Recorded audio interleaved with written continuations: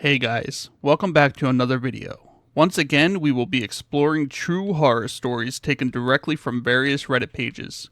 For those who are new to the channel, I will be adding software to my voice to make it a little scarier, so don't be confused when I sound a little different. If you guys enjoy the video, be sure to subscribe, it really does help the channel grow. Without further ado, let's get started. I keep hearing screams, but my son says I'm sick. When my son, Melvin, moved back in, I thought it would be temporary. At 32, he should have had his life together, but he'd been struggling since he left college. It wasn't the first time he'd landed back on my doorstep, and I know many parents will say that I shouldn't have let him back in. But I can't help but feel I'm the one to blame for where he's at in life. Being a single mom since he was 2, it was very hard, and I did whatever I could to get us here in the States so that he could have a good life far away from the drama I was surrounded by in the Philippines. Before his dad died, I told him, "I hope you die," because he had been beating me day and night.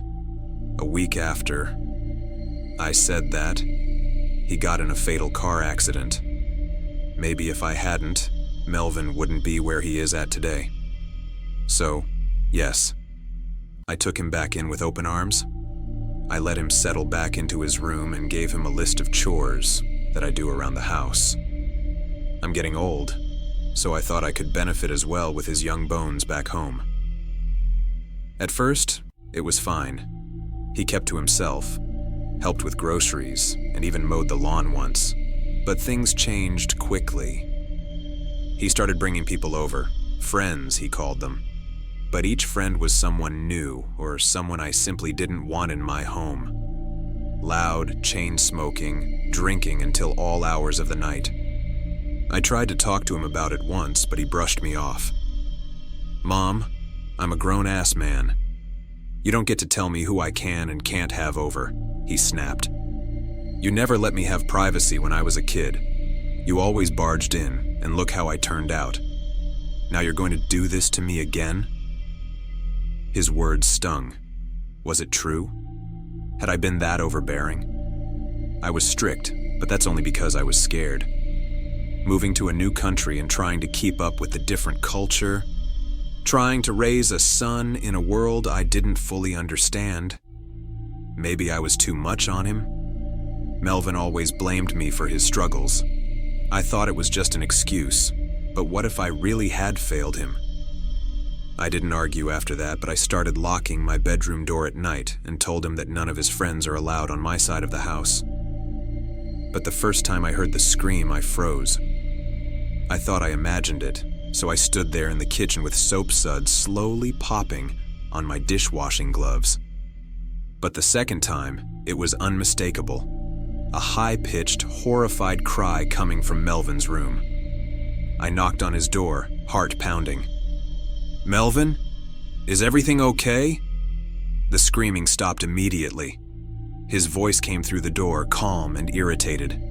"I'm fine, Mom. Go back to bed." "But I heard..."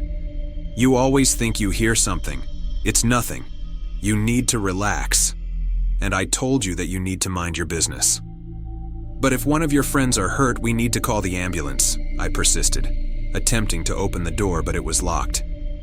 "Melvin, open this door now."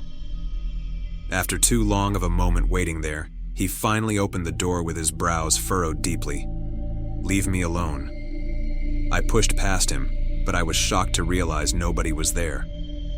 "Was it you?" I asked him. "Does it matter?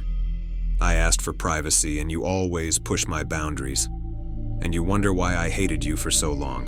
His words dug deep, and I apologized for bothering him.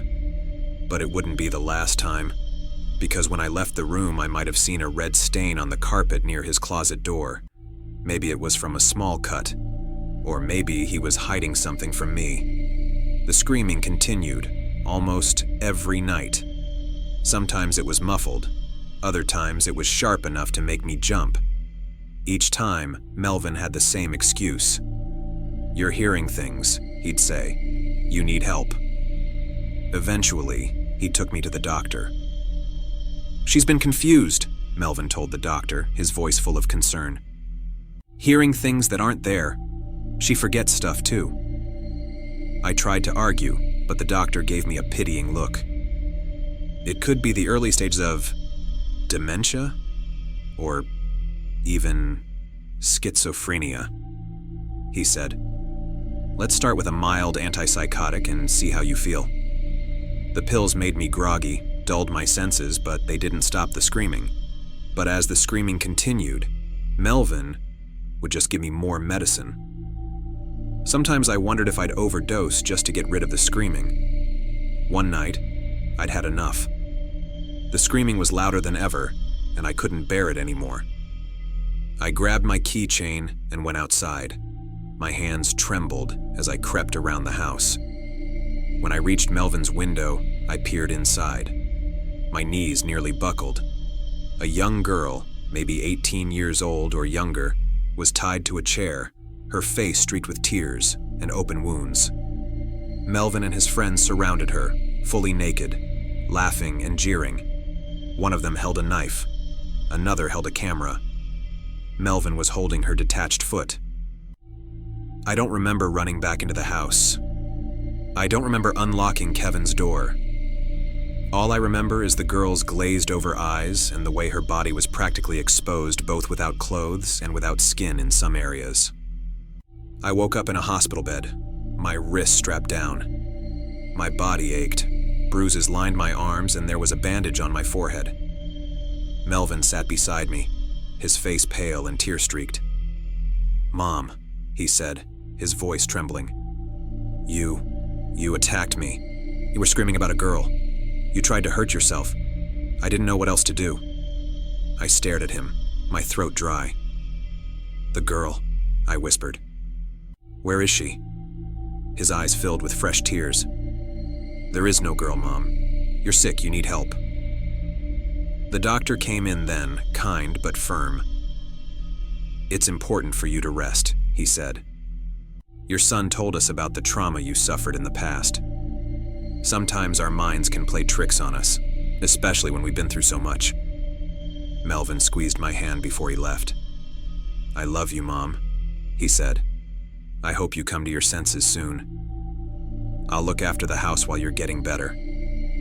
Now I just lay in bed, unbothered by any screams, but heavily medicated. I feel like I'm in a different world. I feel like I am no longer human. I think about my house, and I wonder if the screaming is continuing there. But then I think about Melvin, and how similar he looks to his father. The doctors tell me I probably hold a grudge against my own son for what his father did to me, seeing myself as a young girl being abused, that it was my own screams that I've been remembering.